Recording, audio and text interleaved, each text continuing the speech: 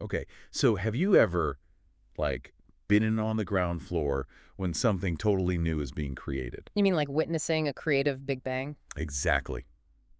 That's what today's deep dive feels like. We're diving into the first 3 episodes of this podcast called Making Turbo Pitfighter Comic. Yeah, I checked it out. Making Turbo Pitfighter Comic. And get this, it's these two seasoned comic book artists, Jake and Kurt. They're actually, like, making their dream comic together, B-U-T. But They're doing the whole thing, every step of the way, totally out in the open in a weekly podcast. wow, no safety net. That's brave. Right, and this is the crazy part. They're already on episode 130. 130 episodes in. Yeah, with 12 pages of Turbo Pitfighter, like, finished, done. Talk about commitment, huh? Seriously. But, okay, here's what really blew my mind. They're juggling this whole new way of working, this total transparency thing, Yeah. while also dealing with an industry that's, like, totally different from when they started 20 years ago. It's true. The comic book world has gone through a seismic shift, hasn't it? Totally. And they're talking about all of it. Like, they're building this car while driving it down a dirt road and taking notes, like really detailed notes. It's not sugarcoating it. What I found really interesting was how open they are about the challenges. Oh, totally. Like, it's not just the tech stuff. But it's also about their creative process as a duo. You know, they haven't worked together in years. Right. And now they're broadcasting every brainstorm, every debate. You can feel them finding their rhythm again. It's like that first band practice after, like, a 10-year break. A little rusty, maybe, but the magic is still there. Exactly. And it's not always pretty. You'll hear them going back and forth, debating plot points, the pacing, even arguing about, wait for it, What? hit me with it. Word balloon fonts. Oh, man, I feel them on that one. Fonts can make or break a comic, you know? Okay, but hold on. For someone who's, like, never picked up a comic book in their life, what's Turbo Pitfighter all about? Give me the elevator pitch. Okay, so picture this. A super jacked female warrior. Think like Xena warrior princess meets tank girl. Ooh, I like where this is going. Right.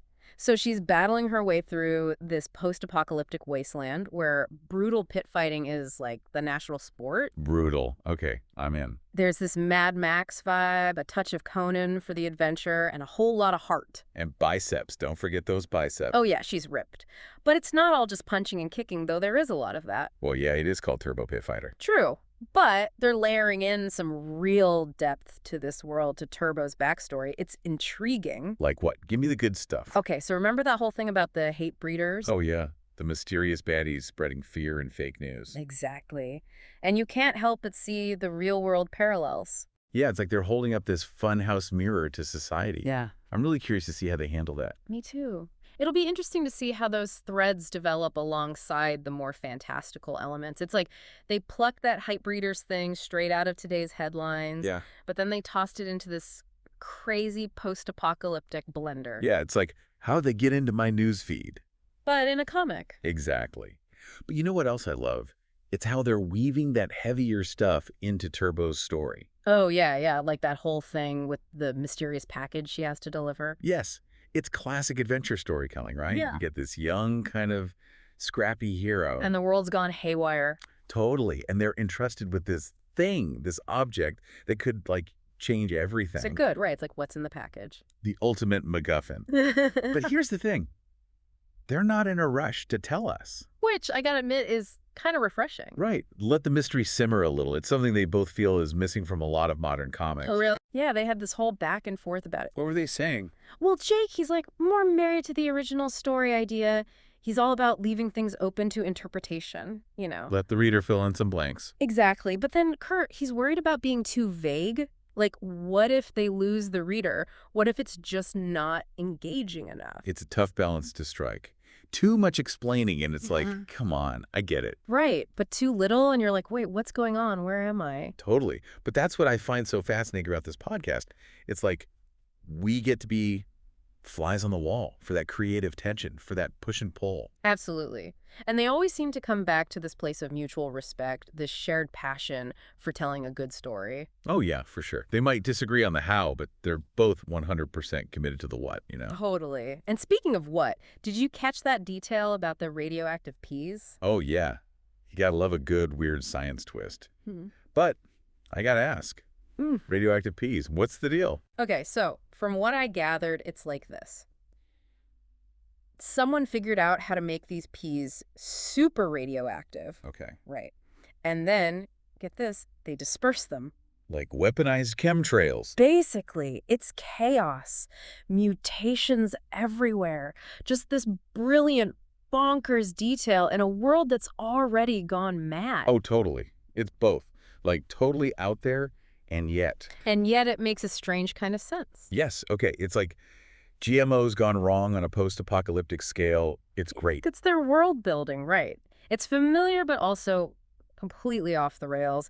And they're not afraid to tackle some bigger issues along the way either. Oh, yeah, they went there. Yeah. Especially when they were talking about the comic book industry. They did not hold back. The over-sexualization of characters, the lack of originality. That whole thing about how superhero movies are a blessing and a curse. I loved that. Me too. On one hand, it's brought so much attention and money to the industry. But then on the other hand, they were saying it's created all this pressure to conform. Exactly. And they are not about that life with Turbo Pitfighter. Not even a little bit. They want to create something that's a love letter to the classics, for sure. But also something completely new. And that's where this whole podcast experiment comes in, right? It's like they're trying to connect with a different kind of reader. The reader who wants something more than just capes and tights. Exactly. Someone who's hungry for something original, something bold, something... Turbo. Yes.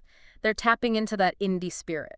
But they're also, like, real about the challenges. They talked a lot about how different it is now to get your comic out there. It's a whole different ball game. Back in their day, it was all about getting into comic book shops, hoping for a good review. Now it's all algorithms, social media. It's like trying to learn a new language every 5 minutes. It is.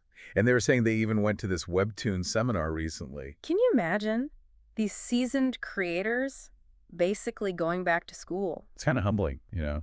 Totally. And inspiring. Like, no matter how much you think you know, there's always more to learn. That's true. And they haven't just written off those new platforms. They see the potential there. Which leads to the big question, right?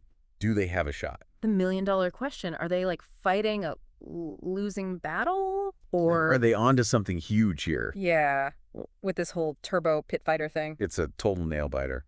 But I don't know, even in those first 3 episodes, what is it you're picking up on? it's like you could feel their cautious optimism. Yeah. It's kind of contagious. They're surprising themselves, maybe, and it's not just about, like, will this sell, you know? Oh, totally. Success means something different to them. It's deeper than that. It's about creative fulfillment, connecting with people who get it, and proving this whole crazy experiment can actually work. Remember when they were joking about framing that first dollar they make from Turbo Pitfighter?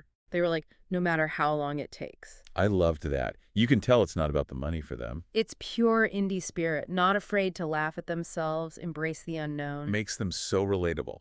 I'm rooting for them, big time. Me too, because they're not just all talk, you know? Oh no, they're hustling. They mentioned conventions, engaging with fans online. They're out there exploring every option to get Turbo Pitfighter seen. That's what I'm talking about. Oh. And it sounds like they have bigger plans even beyond that. Oh, yeah. Like what? Remember they were talking about maybe collaborating with other artists? Oh, right. Like building a whole creative community around Turbo Pitfighter. Exactly. They even mentioned a spin-off series focused on one of the side characters. Wow. So many possibilities. It's kind of infectious, their energy. It really is. They make you want to, like, dust off those old dreams and go for it. Ah. So, okay, big picture time. Why should people care about this? What's the takeaway? Yeah. Why should we care about 2 veteran comic book dudes pouring their hearts into a story about a pit-fighting warrior in a post-apocalyptic world? I mean, it's niche. It is. But it's more than that, right? Way more. Making Turbo Pitfighter Comic, it's like this love letter to creative collaboration. To doing things your own way. Exactly. And chasing those dreams, no matter how offbeat they might seem. Even in a world obsessed with superheroes and the next big blockbuster, there's still room for something different, something bold. And maybe even a few radioactive peas. Why not? Look, the next time you find yourself stuck in that social media scroll of sameness. Or you're feeling like your own creative spark has fizzled. Remember Jake and Kurt.